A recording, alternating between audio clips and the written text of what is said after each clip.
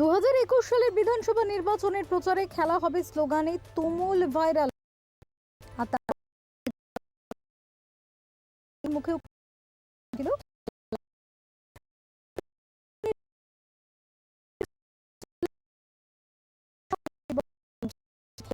সরকার।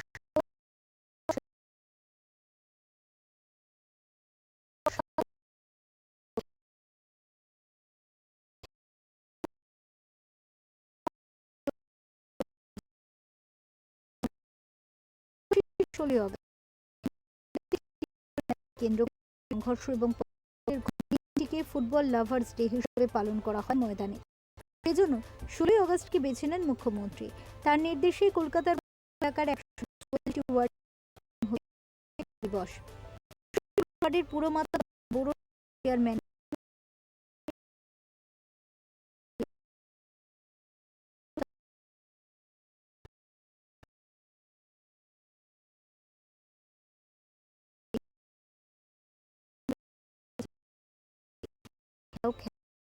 দেখা যায় এলাকার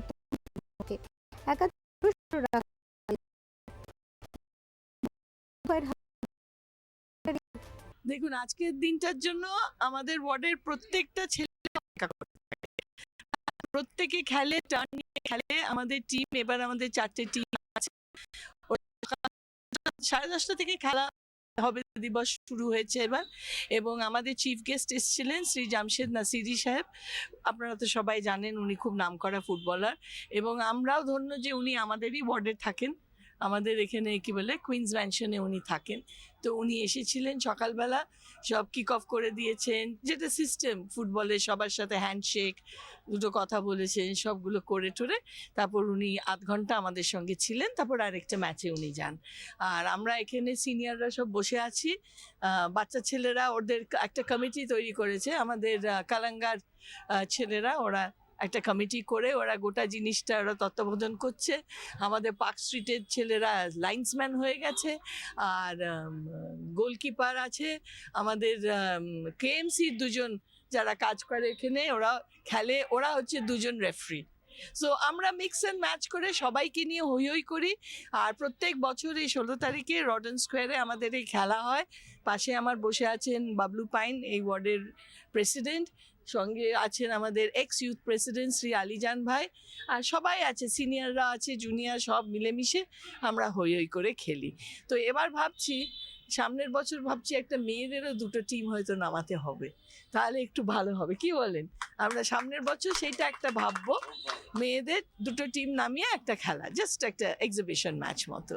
খেলা তো হবেই, খেলা তো হচ্ছেই, কিন্তু সেন্ট্রাল যে ভুলভাল খেলা খেলছে, আইন ছাড়া খেলা খেলছে, সেগুলো আমরা করব না। আমরা আইন মেপে, আমাদের মুখ্যমন্ত্রী মমতা ব্যানার্জি যেমন আমাদের নির্দেশ দিচ্ছেন, আমরা প্রত্যেকে সেইভাবে সুন্দরভাবে সুষ্ঠুভাবে আমরা নির্বাচনে চাইবো যে 2026-এর নির্বাচন হোক। প্রথমে তো চেষ্টা করলো একটা কমিউনাল ফিলিং দিয়ে বাংলাকে বিভক্ত করার, সেটা সক্ষম হলো না।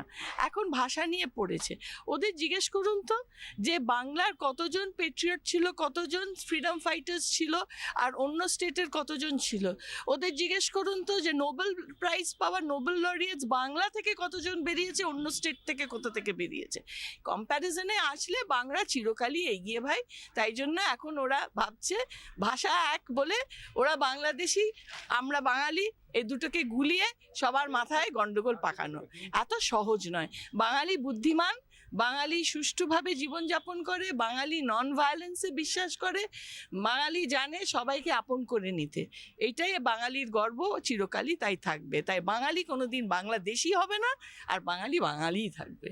আজ 16 আগস্ট প্রতি বছরই যুব কল্যাণ ক্রীড়া দপ্তর উদ্যোগে সারা পশ্চিমবাংলা জুড়ে মাননীয় মুখ্যমন্ত্রী অনুপ্রেরণায় এই দিনটা প্রত্যেকটা ওয়ার্ডে ওয়ার্ডে, প্রত্যেকটা গ্রামে গঞ্জে আজকে খেলাটা হয়।